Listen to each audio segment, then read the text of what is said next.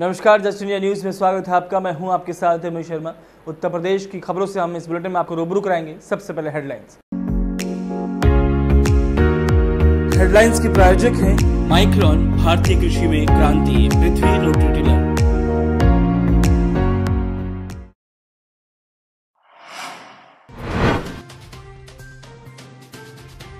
और 38,000 के बाहर पहुंचा कोरोना संक्रमितों का आंकड़ा। भारत में कोरोना ने ली 939 लोगों की जान। उत्तर प्रदेश में 1993 कोरोना पीड़ितों का आंकड़ा। आगरा में पिछले 24 घंटे में 20 नए मामले आए सामने। कोरोना संक्रमितों का आंकड़ा पहुंचा 402। अभी तक 12 लोगों की गई जान। आगरा में 40 जगहों को हॉटस्पॉट किया गया घोषित।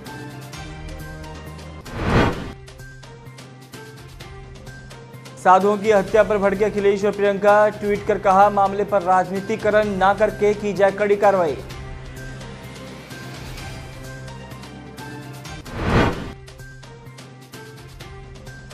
और देवरिया से बीजेपी विधायक सुरेश तिवारी के बिगड़े बोल। कहा, मुसलमानों से ना खरीदे सब्जियां। वीडियो हुआ वायरल। खबरों के प्रायोजक हैं Oscar super speciality hospital and trauma centre. देश में कोरोना वायरस का कहर थमने का नाम नहीं ले रहा है। भारत में कोरोना संक्रमित लोगों का आंकड़ा अब 29,000 के पार पहुंच चुका है और 939 लोगों की जान जा चुकी है। ये रफ्तार दिन ब दिन बढ़ती ही जा रही है, जो कि एक चिंता का विषय है। वहीं उत्तर प्रदेश की बात की जाए तो यूपी में 24 घंटे में 115 नए संक्रमित केस सामने आए हैं। कुल आंकड़ा 1993 पहुँच चुका है। 1556 एक्टिव केस हैं और 399 मरीज स्वस्थ होने के बाद डिस्चार्ज किए गए हैं। अब तक 31 लोगों की जान जा चुकी है। प्रयागराज में मौजूद छात्रों को इनके घर भेजने की प्रक्रिया भी सोमवार रात से शुरू हो गई थी।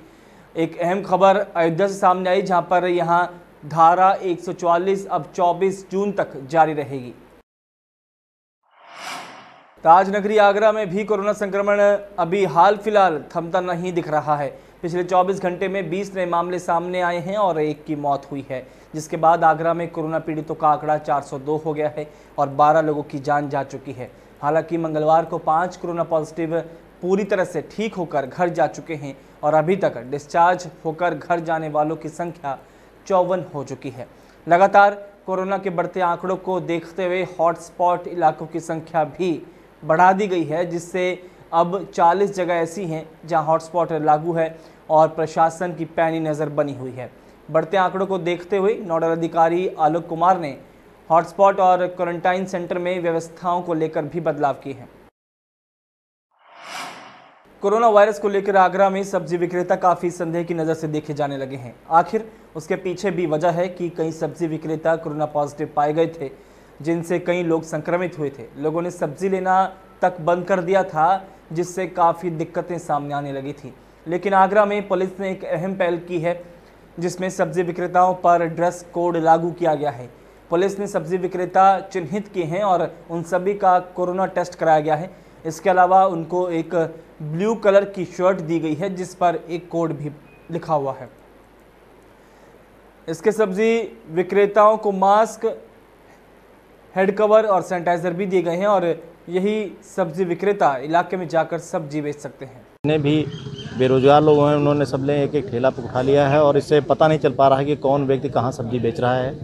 तो सब्जी की सप्लाई भी होनी है। इसी को ध्यान में रखते हुए हमने एक व्यवस्था बनाई है।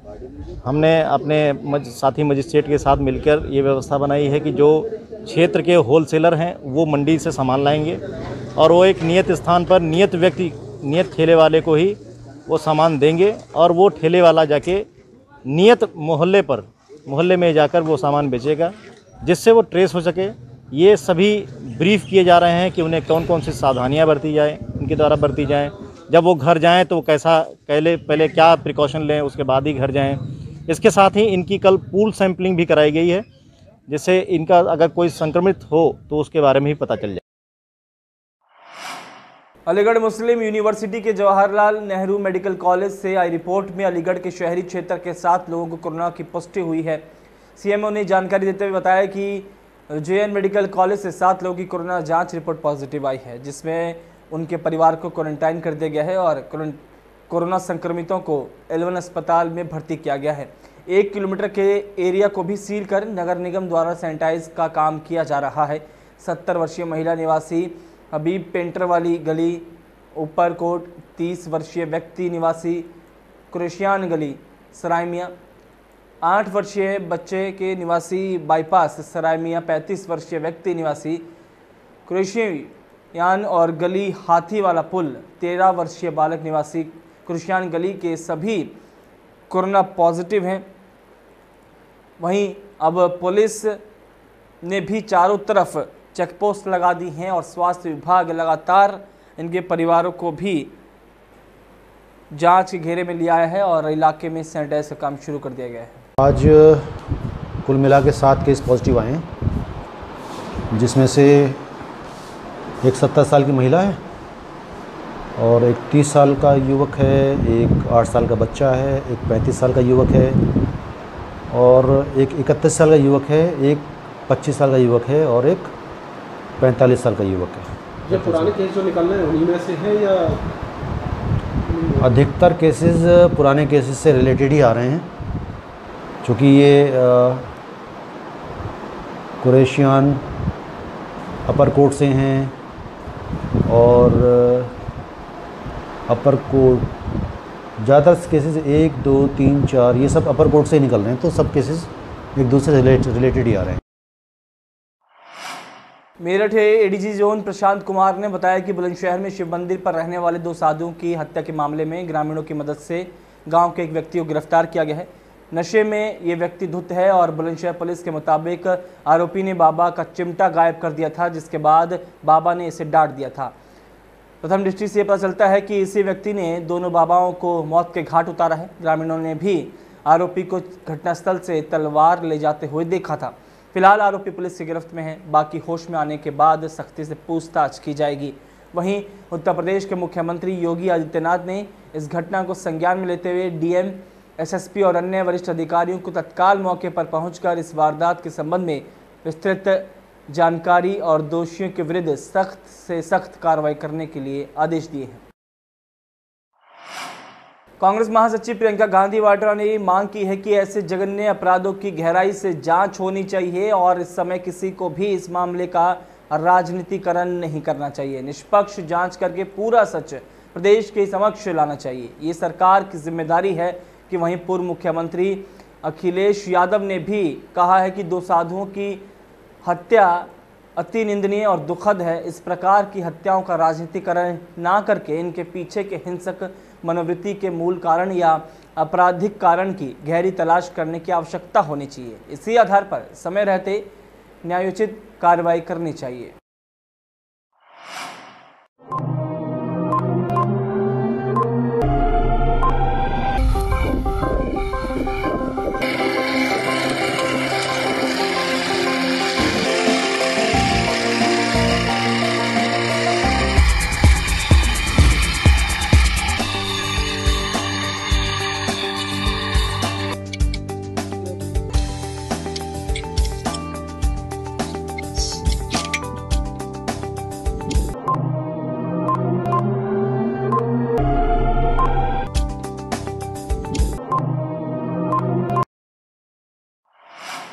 कोरोना से जंग में पीएम मोदी देशवासियों से जहां एकजुट होने की अपील कर रहे हैं, तो वहीं बीजेपी के एक विधायक इस मामले में अपने विवादित बयानों से चर्चा में हैं। देवरिया जिले के बरहज विधानसभा क्षेत्र के बीजेपी विधायक सुरेश तिवारी मुसलमानों से सब्जियां ना खरीदने की अपील कर रहे हैं। उनके इस बयान का वीडियो वायरल हुआ है तो हंगामा मच गया। विधायक सुरेश तिवारी अपने विवादित बयानों को लेकर इससे पहले भी चर्चा में रह चुके हैं। पहले भी वो कई बार अपनी सरकार और पार्टी के कार्यों पर सवाल खड़ा कर चुके हैं। वहीं इस मामले में विधायक सुरेश तिवारी ने कहा कि बरहज में जनता ने हमसे पूछा कि सुनने में आ रहा है कि मुस्लिम लोग सब्जियों पर थूक कर बेच रहे हैं, तो हमने कहा कि भाई ऐसी बात है और विश्वास नहीं है तो उनसे सब्जियां ना खरीदें। विधायक ने यह भी कहा कि ओवैसी खुलेआम हिंदुओं को गाली देते हैं तो कोई विरोध नहीं करता, और एक विधायक अपनी जनता को सुझाव देता है तो क्या गलत है? लोग बात का पतंगड़ क्यों बना रहे हैं? हम अपने क्षेत्र में गए थे, क्षेत्र में जाकर नगर पालिका में गए। नगर पालिका में कुछ 10-12 लोग थे, बातचीत होने लगा इसी पर, लॉकडाउन के ऊपर। तो हमारे पास समस्या आई जनता का कि सर ये लोग जो सब्जी वब्जी बेच रहे हैं मियाँ लोग, वो थूक लगा दे रहे हैं, थूक दे रहे हैं और वैसा बेचते हैं। एटा डीएम सुखलाल भारती ने लॉकडाउन में मानवता की मिसाल पेश की है। दरअसल डीएम सुखलाल भारती ने व्हाट्सएप पर शनिवार को उनको एक मैसेज आया था जिसमें एक 87 साल के बुजुर्ग के लिए दवा की मांग की गई थी। डीएम के मोबाइल नंबर पर मैसेज करने वाले व्यक्ति राज चौहान एयरफोर्स में ग्रुप कैप्टन के पद पर तैनात हैं। राज चौहान ने डीएम सुखलाल भारती को मैसेज कर बताया कि मेरे पिता 87 साल के हैं, उनकी दवाइयाँ खत्म हो चुकी है और लॉकडाउन के चलते परिजन दवाइयाँ खरीदने में असमर्थ हैं। डीएम ने तत्काल टीम को निर्देशित कर दवाइयाँ मंगवाई और सोमवार सुबह तक उनकी दवाइयाँ पहुँचा दी गई। दवाइयों को जिला कासगंज के गंज डुंडवारा पहुंचा दिया गया। डीएम सुखलाल भारती के अपने जनपद से दूसरे जनपद में दवा पहुंचाने के इस सेवाभावी कार्य की इलाके में काफ़ी प्रशंसा हो रही है। वहीं मामले में डीएम सुखलाल भारती ने जानकारी देते हुए बताया कि जनपद में अन्य ज़रूरतमंद लोगों द्वारा भी अपने ज़रूरत की चीज़ें मंगाने के लिए प्रशासनिक अधिकारियों के द्वारा जारी किए गए नंबरों पर मैसेज आ रहे हैं, जिनको तत्काल संज्ञान में लेते हुए होम डिलीवरी की सुविधा दी जा रही है। मुझे मोबाइल पे एक ग्रुप कैप्टन हैं, एयरफोर्स में हैं, वो राज चौहान, उन्होंने एक मैसेज किया था कि उनके पिताजी 87 साल के हैं, गंज डुंडवारा रोड पे कासगंज में शायद उनका घर है, तो उनके पिताजी की दवाइयाँ ख़त्म हो गई हैं और सोमवार तक वो दवाइयाँ पहुंचनी चाहिए। और उनके पिताजी की उम्र 87 साल की है और इसमें लॉकडाउन की स्थिति है, दवा उन तक पहुँच नहीं सकती। तो अगर उनकी मदद कर दिया, उनकी दवा अगर पहुँचा दी जाए तो बहुत अच्छा होगा। तो मेरे ज़रा उनकी दवा खरीद करके और कल 10 बजे तक उनके घर तक दवा पहुंचा देंगे।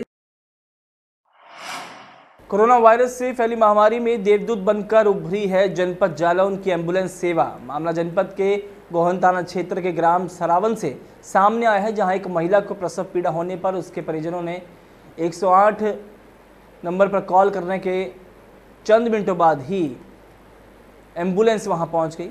अनफानन में गर्भवती महिला और उसके परिजनों को लेकर सामुदायिक स्वास्थ्य केंद्र रवाना हुई और रास्ते में ही महिला को प्रसव पीड़ा ज़्यादा होने पर एम्बुलेंस सेवा में मौजूद ईएमटी और पायलट ने परिजनों की मदद से एम्बुलेंस में ही सुरक्षित प्रसव किया और महिला ने 2 बच्चों, एक लड़का और एक लड़की को जन्म दिया है, जिसके बाद महिला के परिजनों में भी खुशी का माहौल है और सभी ने एम्बुलेंस के कर्मचारियों का धन्यवाद किया। चाहिए आप सरावन से?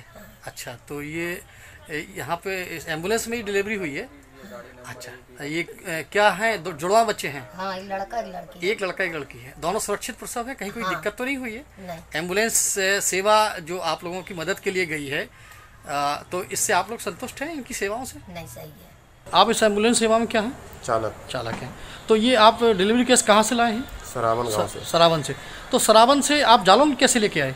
सरावन से पहले परिजनों ने कहा अपना चॉइस किया हॉस्पिटल छिरिया के लिए जी, नज़दीकी अस्पताल जी। तो पहले छिरिया ले गए, तो वहाँ पे मैडम ने देखा, तो मैडम ने फिर मरीज़ को रेफ़र किया वहाँ से जी, तो फिर वहाँ से आईडी मिली दूसरी, तो जालौन लेके आए। फर्रुखाबाद थाना मऊदरवाजा क्षेत्र में मेंदबड़ी को लेकर हुए विवाद के दौरान दोनों पक्षों ने एक दूसरे के साथ मारपीट कर फायरिंग कर दी। मारपीट और गोली लगने से 7 लोग घायल बताए जा रहे हैं। ये घटना दोपहर गांव महमूदपुर में हुई। लेखपाल अश्विनी सक्सेना ज़मीन की पैमाइश करके चले गए थे।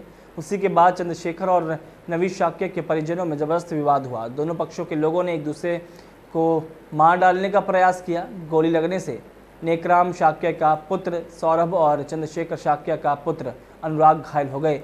घटना के संबंध में जानकारी लेकर थानाध्यक्ष को हमलावरों को गिरफ्तार करने का निर्देश दे दिया गया है। प्रातः करीब 11 साढ़े 10 बजे के बीच में शाक्य परिवार, एक ही परिवार के 2 सदस्यों के लोगों के बीच में खेत की मेड़ को लेकर के नापतोल लेखपाल की जा रही थी। उसी बीच में दोनों पक्षों में विवाद, गाली गलौज, मारपीट की घटना घटित हुई और फायरिंग घटित हुई, जिसमें एक पक्ष के 2 लोगों को गोली लगी और एक पक्ष के 1 लोग गोली लगी है। 3 लोग गोली घायल हुए हैं, जिन्हें उपचार हेतु जिला अस्पताल में लाया गया, जिन लोगों को सफाई रेफर कर दिया गया है। विवेक। कौन है ये तुम्हारे पापा? क्या हुआ इनको? गोली लगी है। किसने मारी है? नच्चू लाल। कहाँ रहते हो? नच्चू लाल। कहाँ रहते हो? महमदपुर तराई। कौन सी थाना लगता है? थाना मऊ दरवाजा। किस बात को लेके झगड़ा हुआ था? खेत के पीछे। कौन कौन था? कौन था? हमारे पापा थे, हम थे, मम्मी थी, भैया था और उधर विरोधी पार्टी में 20 लोग।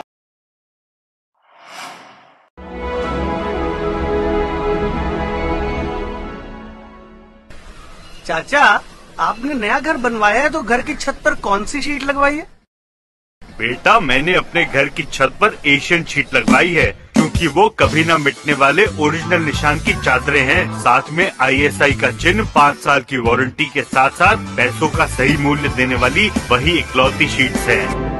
क्योंकि नाम नहीं, पहचान जरूरी है। इस बुलेटिन में फिलहाल इतना ही। दीजिए इजाजत। नमस्कार।